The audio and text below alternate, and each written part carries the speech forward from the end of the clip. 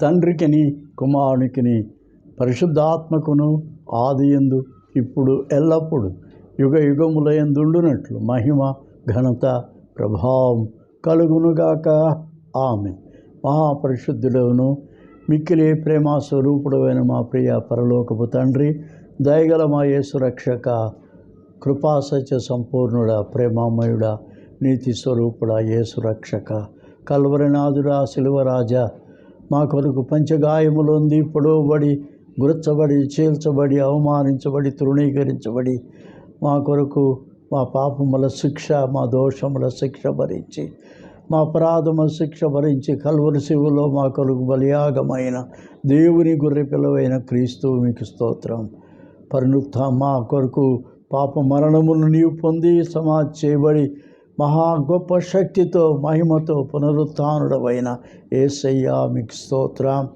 ఆదరణకర్త, మమ్మల్ని ఆదరించు దేవా, ఉజ్జీవింపజేయు దేవా, వెలిగించు దేవా, మమ్మల్ని నీతి సత్యములోనికి నడిపించు నీతి స్వరూపమగు ఆత్మకు దేవా, సత్యమంతటిలోనికి నడిపించి సత్య స్వరూపమగు బోధించు ఆత్మకు దేవా, కృపగల రక్షక, ఆదరణకర్త, పరిశుద్ధాత్మ దేవా మీకు స్తోత్రం.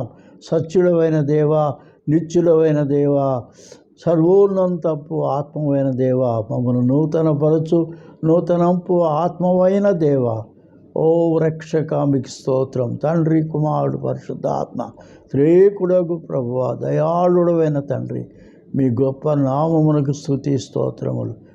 ఇదను ఒక ప్రత్యేకమైన రీతిగా నీ వాక్యము మేము వివరించుండగా కృపగల ప్రభువ, దయగల ఆత్మచేత నింపుము. వాక్యోపదేశములో మీరు మాతో ఉండి నడిపించుము, బోధించుము, దీవించుము. ఘనత మహిమ ప్రభావం చెల్లిస్తూ యేసు పుణ్యనామను బట్టి మిక్కిలిగా ప్రార్థిస్తున్నాను పరమ తండ్రి. ఆమేన్. ప్రభునందు ప్రియులారా, ఈ దినం ఒక ప్రత్యేకమైన రీతిగా దేవుని వాక్యము మీకు బోధించుటకు ఈ సమయం ప్రభు అనుగ్రహించినందుకు దేవుని పరిశుద్ధ నామముకు స్తోత్రం. ప్రభు నాకు అనుగ్రహించిన వాక్య ప్రత్యక్షతను బట్టి ఈ వాక్యోపదేశం చేయుటకు ఈ సమయము, ఈ స్థలము, ఈ యొక్క సహాయము దేవుని కుమారుడు, దేవుని బిడ్డ అఖిల్ రాజు కూడా సహకారి అయి ఈ తోడ్పాటు అందిస్తున్నందుకు ప్రభు ఆ బిడ్డను దీవించవలనని కోరుచున్నాను. ఇదన వాక్యోపదేశము ఒక నూతనమైన రీతిగా ఆదికాండము నుండి నేను మొదలుపెట్టవలనని దేవుని ఆత్మ ప్రేరేపించి ఉన్నందున ఈ వాక్యమును నేను దేవుని యొక్క కృపను బట్టి, ఆత్మను బట్టి ఘననామునికి మహిమ ఘనత ప్రభావం కొరకు వాక్యము మీకు అందించుటకు ప్రభువమును ప్రేరేపించినాడు. ఈ వాక్యమును, ఈ ఉపదేశమును మీరు దయతో ఆలకించి ఆశీర్వదించబడి రక్షించబడి మేలు పొందినట్లు ప్రభు కృప చూపునుగాక. ఆదికాండము 1వ అధ్యాయం. ఈ అధ్యాయంలో ఉన్నటువంటి మొట్టమొదటి వాక్యం మీకు అందించాలని నేను కోరుతూ ఉన్నాను. ఈ మొదటి వాక్యము మనందరికీ బాగా తెలిసినటువంటి వాక్యం. ఆదికాండము 1వ అధ్యాయం 1వ వచనం. ఆదియందు దేవుడు భూమి ఆకాశములను సృజించెను. భూమి నిరాకారముగాను శూన్యముగాను ఉండెను. చీకటి అగాధ జలము పైన క్రమ్మి ఉండెను. ఈ దినము నేను ఈ వాక్యము ద్వారా మీకు దేవుని సత్యము బోధించాలని కోరుతున్నాను. ఆదియందు దేవుడు, దేవునికి ఆది లేదు, అంతము లేదు, అల్ఫా ఒమేగా. ఆయన నిత్యుడైన దేవుడు. తీసుకెళ్ళిపోమన్నానుగా. ఆదియు అంతమునైన దేవుడు. ఆదియందు అంటే ఏ ఆదియందు? ఈ యొక్క మహాసృష్టి, ఈ భూమి ఆకాశములను సృజించిన దినం ఆదియందు అంటే. అంతేగాని దేవుడు నిరంతరుడు, ఆయన నిత్యమైన వాడు, శాశ్వతుడైన దేవుడు. ఆయనకు ఆదియు లేదు, అంతము లేదు. ఆయన ఎల్లప్పుడూ ఉండువాడు. అది ఆది యందు దేవుడు. దేవుని యొక్క ప్రేమ ఎంత గొప్పది అని చెప్పనంటే, ఈ మహా సృష్టి యావత్తు కూడా ఆయన యొక్క ప్రేమ యొక్క గొప్ప సంకల్పము.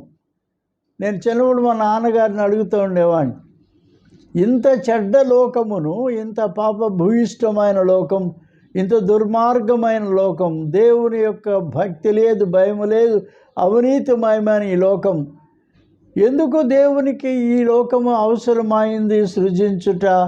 What necessitated God to create this wicked world అని చెప్పిన ప్రశ్న మా నాన్నగారిని ఎప్పుడు నేను అడుగుతుండేవాడిని చిన్నప్పుడు. కానీ దేవుని మహాకృపను బట్టి ఆయన ఇచ్చిన జవాబు ఏంటంటే, it's not out of necessity God created this whole universe.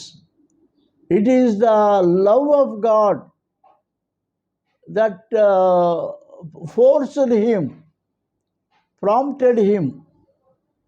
దేవుని మహా గొప్ప ప్రేమ ఈ మహా సృష్టి అంతా కూడా నిండి ఉండేటట్లుగా, ఆయన ప్రేమ యొక్క ఈ రూపమే ఈ మహా సృష్టి. The whole creation is an expression of God's love. దేవుని మహా గొప్ప ప్రేమ. దేవుడు లోకమును ఎంతో ప్రేమించెను అన్నమాట. ఎంత ప్రేమించెను అనేది మనం కళ్ళారా ఈ సృష్టి యావత్తును కూడా పరిశీలనగా చూస్తూ ఉన్నాం, తెలుసుకుంటున్నాం. ఎంత అద్భుతమైన సృష్టి, ఎంత సుందరమైన సృష్టి, ఎంత గొప్ప మానవునికి అవసరమైనవన్నీ కూడా కలిగించిన ఈ యొక్క గొప్ప సృష్టిలో మనము దేవుని మహాప్రేమ కనుగొంటూ ఉన్నాం. అంచేత ఆది యందు దేవుడు, ఈ మాట మనం చూస్తే దేవుడికి ఆది లేదు, అంతము లేదు. ఆయన ఎల్లప్పుడూ ఉండేవాడు. అంచేత ఆది యందు దేవుడు ఆయన యొక్క మహా సృష్టిలో ముఖ్యమైనది ఏది అంటే, ఆయన సృష్టి అంతటిలో ఎక్కువ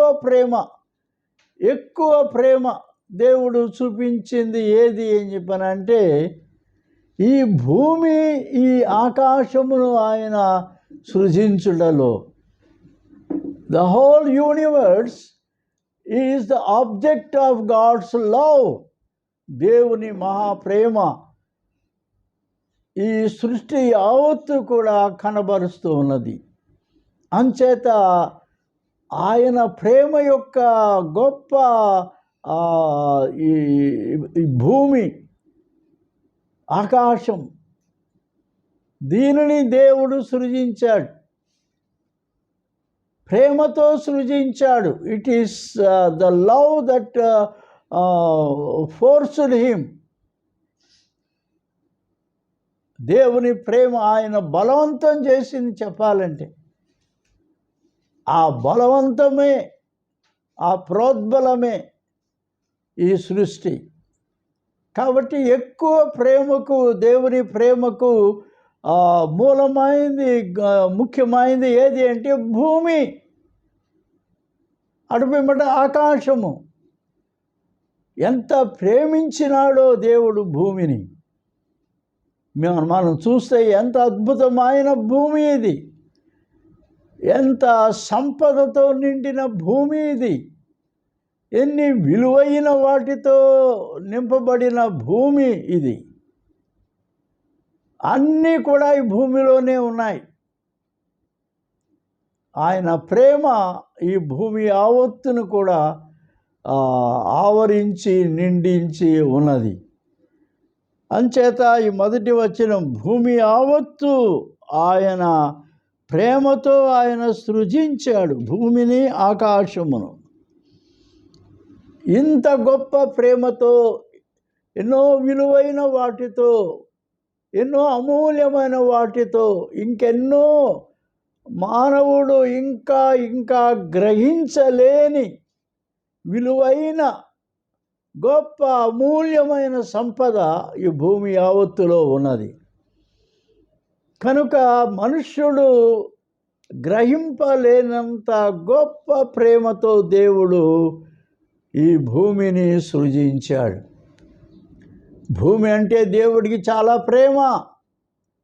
ఎందుకంటే ఈ అనంత విశ్వములో కొన్ని కోట్ల కోట్ల కోట్ల కొలది millions and billions and trillions of galaxies గ్రహరాశులు ఉన్నాయి.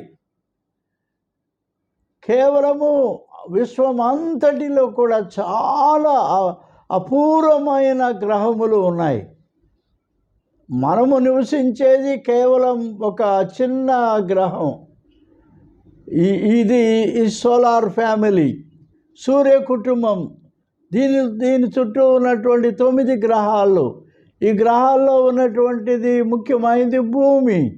ఎందుకంటే భూమి దేవుని ప్రేమకు అది చాలా అమూల్యమైన వస్తువు. కాబట్టి భూమిని దేవుడు ఎంతో ప్రేమించాడు.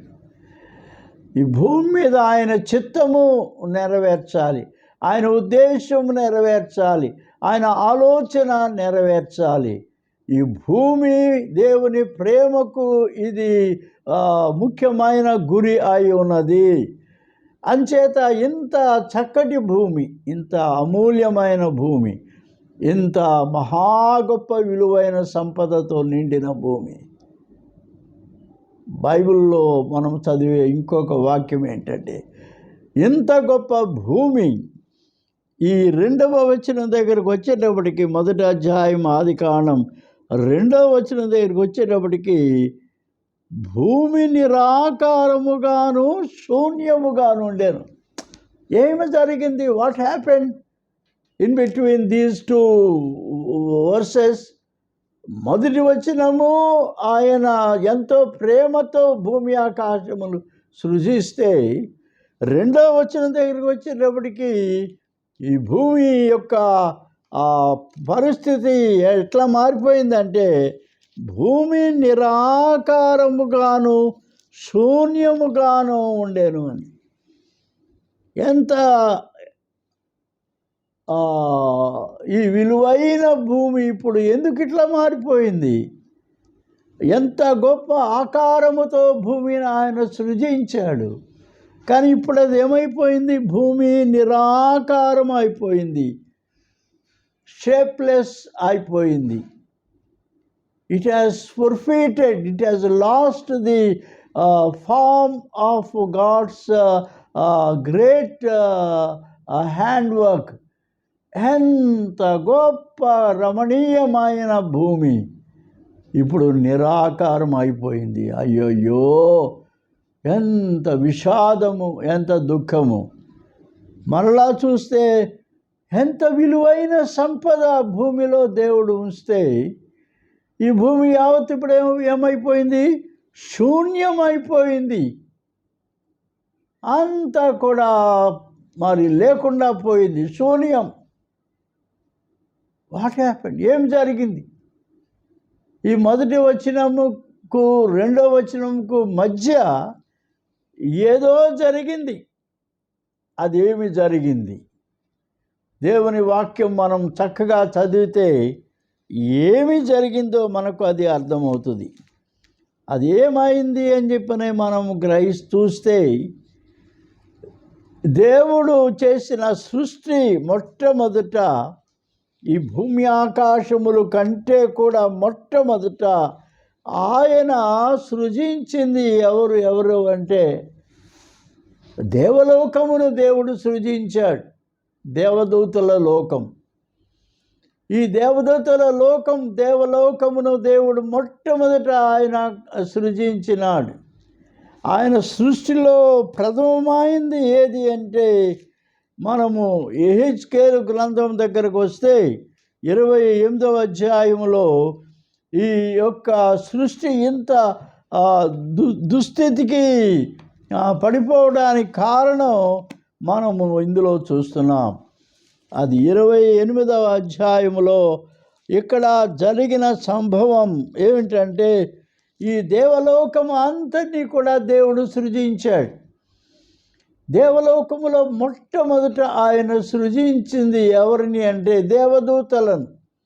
ఈ దేవదూతల్లో 2 రకములైన దేవదూతలు. మొట్టమొదటి దేవదూతలు దేవుని యొక్క అగ్ని చేత సృజించబడిన వారు. ఆ అగ్నిమయమైన సృష్టి దేవదూతలు. వారు ఎప్పుడు కూడా వారి చుట్టూ అగ్ని ప్రజ్వలిస్తూ ఉంటుంది. అగ్ని వారి చుట్టూ ఉంటుంది. మహాప్రకాశమైన తేజస్సుతో ఈ దేవదూతలు సృజించబడినారు. ఈ దేవదూతలు కొన్ని కోట్ల దేవదూతలు, millions and billions and trillions of angels, మహా తేజస్సుతో, గొప్ప వెలుగుతో, గొప్ప బలము, శక్తితో, జ్ఞానముతో, వివేకముతో సృజించబడిన దేవదూతలు. ఈ కోట్లాది దేవదూతలలో నుండి కొంతమంది ప్రధాన దూతలుగా ఏర్పాటు చేయబడ్డారు. ఈ ప్రధాన దూతల్లో ముఖ్యమైన వారు 4. ఈ 4 ప్రధాన దూతల్లో మొట్టమొదటి వాడు లూసిఫర్, రెండవ వాడు గేబ్రియల్, మూడవ వాడు మిఖాయేల్, నాలుగవ వాడు రఫాయేల్. ఈ 4 అత్యంత ప్రధానమైన దూతలు. దేవునికి చాలా సన్నిహితంగా, చాలా దగ్గరగా ఉండి దేవుని యొక్క విషయాలు లోకానికి తెలియజేసేయడానికి ఉపయోగపడే దూతలు. మనకు తెలిసినట్టుగా Gabriel is a messenger angel. వర్తమానములు, దేవుని వర్తమానములు మనుషుల దగ్గరకు తీసుకుని వచ్చేవాడు. బైబిల్లో చాలా చోట్ల మనకు గాబ్రియేల్ కనిపిస్తాడు, వర్తమానముల దూత. మరి దగ్గరకు వచ్చిన వాడు గేబ్రియల్. అలాగే మనోహ భార్య దగ్గరకు వచ్చినవాడు గేబ్రియల్. మనోహ అంటే సంసోను యొక్క పేరెంట్స్. ఇంకా ఇట్లాగే అనేక మంది దేవదూతలు మనుషుల దగ్గరకు దేవుని యొక్క సందేశం తీసుకుని వచ్చే వార్తాహరుడు గేబ్రియల్. దేవుని పక్షంగా ఉండి గొప్ప పోరాటములు చేసేవాడు మిఖాయేల్. దేవుని యొక్క సన్నిధిలో ఉండి ఆయన ఆ యొక్క స్వస్థపరిచే శక్తి, లోకములో అనేకులకు కావలసిన ఆ స్వస్థత తీసుకుని వచ్చేవాడు రఫాయిల్. వీరందరికంటే ముఖ్యుడు ఎవరంటే లూసిఫర్, ప్రధాన దూత, తేజో నక్షత్రం, వేకువ చుక్క. ఎంత గొప్పవాడు అంటే ఆ దేవునికి చాలా దగ్గరగా ఉండేవాడు. ఒక గొప్ప సంగీతము, గొప్ప ఆహ్లాదకరమైన సంగీతాన్ని తెలియజేసేవాడు లూసిఫర్, తేజో నక్షత్రం. దేవుని దగ్గరగా చాలా సమీపంగా ఉండేవాడు. దేవుడు ఆయన యొక్క చిత్తము, ఆయన ఉద్దేశములు లోకములో తెలియబరుస్తూ ఉన్నాడు. ఇంత గొప్ప దూత దేవుని వైపు చూస్తూ ఉంటే ఆయన యొక్క గొప్ప వెలుగు, తేజస్సు, ఆయన గొప్ప ముఖకాంతి, ఆ గొప్ప దీవెనకరమైన దేవుని శక్తి, బలము, జ్ఞానము, వివేకము, విజ్ఞత, ఆలోచన, బుద్ధి జ్ఞానముల యొక్క సంపద యావత్తు దేవునిలో ఉన్నది. అటువంటి దేవుని వైపు చూస్తూ ఉంటే ఈ లూసిఫర్కు ఒక చెడ్డ తలంపు వచ్చింది. ఆ చెడ్డ తలంపు ఏది అంటే, నేను కూడా ఇంత గొప్ప వెలుగు కలిగిన వాడను, ఎంత తేజస్సు నాలో ఉంది, ఎంత బుద్ధి విజ్ఞానములు నాలో ఉన్నాయి అనేటటువంటి ఆలోచనతో నేను ఎందుకు దేవుడు ఆయన స్థానములో ఉండకూడదు? మనము యెషయా గ్రంథం మొట్టమొదటి చూస్తే అక్కడ ఈ యొక్క ఈ తేజో నక్షత్రం, ఈ వేకువ చుక్క, ఎందుకు కిందకు పడిపోయినాడో యెషయా గ్రంథం 14వ అధ్యాయం 12వ వచనం దగ్గర మనం చూస్తాం. తేజో నక్షత్రమా, వేకువ చుక్క, నీవెట్లు ఆకాశము నుండి పడితివి, జనములను పడగొట్టిన నీవు నేలమట్టం వరకు ఎట్లు నరకబడితివి. నేను ఆకాశమునకెక్కిపోయేదను, దేవుని నక్షత్రములకు పైగా నా సింహాసనమును హెచ్చింతును, ఉత్తర దిక్కున సభాపర్వతం మీద కూర్చుందును, మేఘమండలం మీదకి ఎక్కుదును, మహోన్నతునితో నన్ను సమానునిగా చేసుకొందును అని నీవు మనస్సులో అనుకొంటివి గదా. నీవు పాతాళమునకు, నరకములో ఒక మూలకు త్రోయబడితివి. ఈ దేవుని యొక్క స్థానమును ఆశించినటువంటి లూసిఫర్ వెంటనే ఆ దుష్ట తలంపు పరలోకములో ఉన్న కోట్లాది కోట్లాది కోట్లాది దూతల అందరిలో వెంటనే ఇక్కడ భూమి మీద ఉన్న మనుషులు మన తలంపు, నా తలంపు నీకు తెలియదు, నీ తలంపు నాకు తెలియదు. కానీ పరలోకం అట్లా కాదు. ఒక తలంపు ఒక దూతలో వస్తే వెంటనే పరలోకం అంతా కూడా తెలిసిపోద్ది. The whole the angels will come to know it immediately. ఆ క్షణం, ఒక త్రుటిలో ఆ తలంపు పరలోకం అంతా వ్యాపించేస్తుంది. దూతలు అందరూ తెలుసుకున్నారు. అట్లా ఇది జరిగిన సంగతి. ఎప్పుడైతే ఈ దుష్ట తలంపు వచ్చిందో వెంటనే దేవుడు ఆ దుష్ట తలంపు కలిగిన లూసిఫర్ను కిందకు పడద్రోసి వేసినాడు. He has thrown the angel of light, తేజో నక్షత్రమైన ఆ దూతను ఆయన క్రిందకు పడద్రోసినాడు.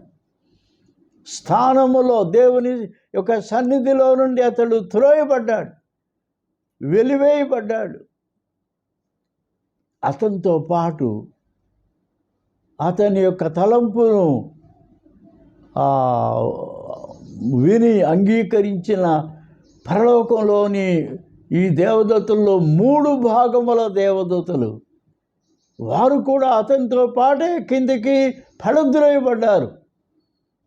ఈ దుష్ట తలంపును అంగీకరించినటువంటి వారు, దేవుని స్థానమును ఆశించిన లూసిఫర్ త్రోసివేయబడ్డాడు. అతనితో పాటుగా దేవదూతలు, 3 భాగముల దేవదూతలు కూడా త్రోసివేయబడ్డారు. ఆ క్రింద పడిన దేవదూత లూసిఫర్ తన వెలుగును పోగొట్టుకున్నాడు, తన యొక్క మహిమ పోగొట్టుకున్నాడు. అతడు ఒక దుష్ట శక్తి అయిపోయాడు, దేవుని విరోధి అయిపోయాడు. ఒక చీకటి శక్తిగా, భయంకరమైన చీకటి శక్తిగా మారిపోయాడు. అలాగని కింద పడిన ఈ యొక్క కోట్లాది దేవదూతలు కూడా తమ వెలుగును కోల్పోయారు, తమ యొక్క స్థితిని కోల్పోయారు, చీకటి శక్తులుగా మార్చివేయబడ్డారు. ఈ క్రింద పడిన దేవదూత ఇక దేవునిని ద్వేషించడం మొదలుపెట్టాడు. ఆ ద్వేషమే ఈ 2వ వచనం దగ్గరికి మనం వచ్చేటప్పటికీ ఈ గొప్ప ద్వేషము ఏం చేసింది అంటే దేవుని యొక్క మహా సృష్టి యావత్తును కూడా అది పాడు చేసి పారేసింది, నాశనం చేసేసింది. భూమి నిరాకారంగా అయిపోవడం కారణం ఇదే. కిందికి త్రోయబడిన దేవదూత ఈ భూమి యావత్తును కూడా అతడు పాడు చేశాడు.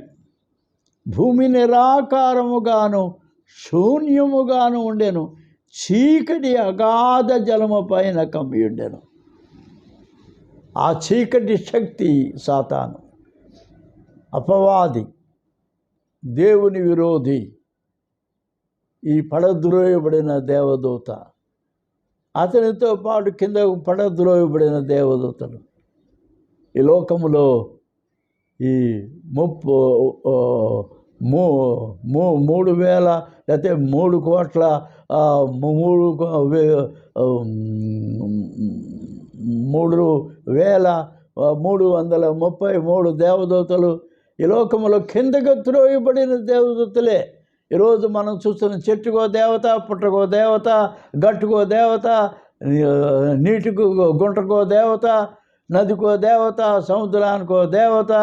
ఈ దేవతలు దేవుళ్ళుగా కిందకు పడిన ఈ యొక్క పడద్రోయబడిన ఈ చీకటి శక్తులే ఈ యొక్క దేవదూతలుగా ఈ లోకములో దేవతలుగా దేవుళ్ళుగా ఆరాధించబడుతున్నారు.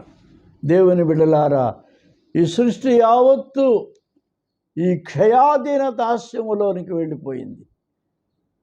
అంచేత ఈ సృష్టి యొక్క వినాశనానికి కారణం దుష్టుడైన సాతాను, దుష్టుడైన అపవాది. ఈ దుష్టుని వెంబడించిన, దుష్ట దేవతను వెంబడించిన ఈ కోట్లాది దేవదూతలు, ఈ లోకములో పడద్రోయబడిన దేవదూతలు చీకటి శక్తులుగా ఆకాశ మండలమందున దురాత్మలు సమూహము, ఈ కోట్లాది దూతలు ఈ యొక్క ఆకాశ మండలములో ఉన్నటువంటి దురాత్మలు, అధిపతులు, అధికారులుగాను, ప్రధానులుగాను పడద్రోయబడిన వారు, వారి యొక్క స్థానమును కోల్పోయిన వారు. ఈ దినం దేవుని బిడలారా, ఈ మహా సృష్టి దేవుని ప్రేమ, ఈ భూమి దేవునికి చాలా ఇష్టమైన గ్రహము. ఇందులో మహాప్రేమ చేత దేవుడు ఆయన సత్యవాక్యమును నీకు నాకు తెలియబరుస్తున్నాడు. ఈ సత్యము ఇంకా మనం తెలుసుకోవాలి.